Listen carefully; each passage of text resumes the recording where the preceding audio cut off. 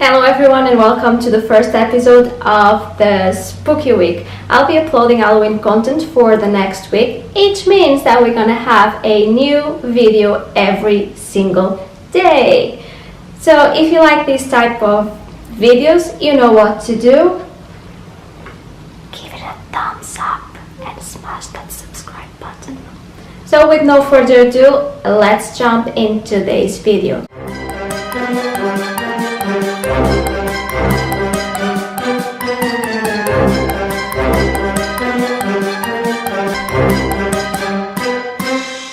As you can see by the title, we are going to be talking about the Black-Eyed Children.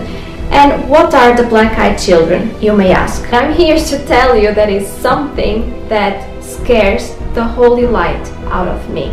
Black-Eyed Children are an urban legend about paranormal creatures that resemble human children. They are often described aging between 6 and 16, wearing really old clothes, pale skin and pitch black eyes. Some other people describe them as having talons instead of feet and other demonic features, but in most of the cases they are described as just normal looking like children.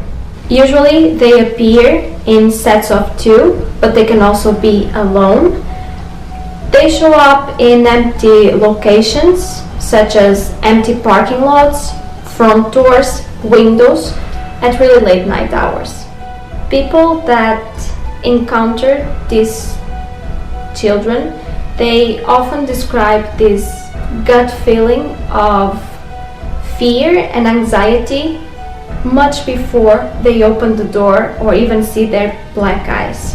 So guys, they will knock on your door and they will always say something like this: "We are lost, can we go in?"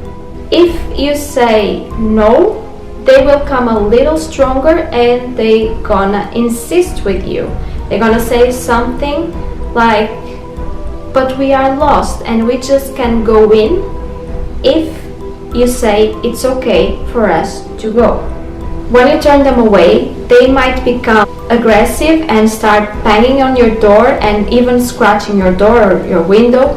Reports strongly advise you to just shut the door in their face and flee from the scene. I'm gonna read you a short story about one of these encounters. Last night was like any other night. I was switching between listening to music and watching YouTube videos with one headphone in so I could hear my infant daughter if she cried. That way, my wife could get a full night's sleep. She works at 4 a.m. at the hospital every day. Just as I dozed off, I heard a thumping coming from the front porch. Startled at first, I opened my eyes wide and scanned the room. Realizing it was most likely my cat scratching himself on the front porch, I dozed back off. Then again, the thumping. Damn cat! I got out of the bed to run him off the porch, only to see he wasn't there anymore. Now that I was up again, I wasn't the least bit tired. I figured I would just get some tea and check Facebook while I was up. Maybe finish the web series I was watching on YouTube. A few minutes into the video and I felt a sudden urge to look up at the kitchen window. There they were, the tops of 2 short people's heads cresting the stairs just above my window frame. The people were just short enough to not see in the window, but I could see out. I heard no footsteps on the porch as my stomach turned, but the knock was a steady hollow thump. The very same thump I had just blamed on my cat. Deciding it was best not to answer, I shut my laptop and crept by the door back to the baby's room.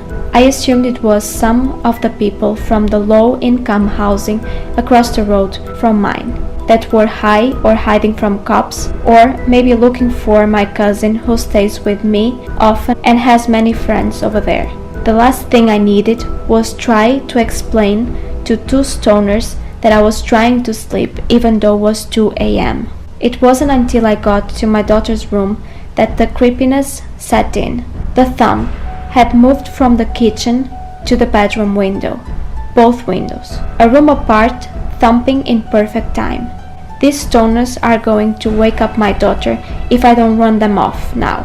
Pissed off, I went out to the kitchen, unlocked and opened the door, ready to run around to the side of the house and kick some little idiot's ass. It happened then.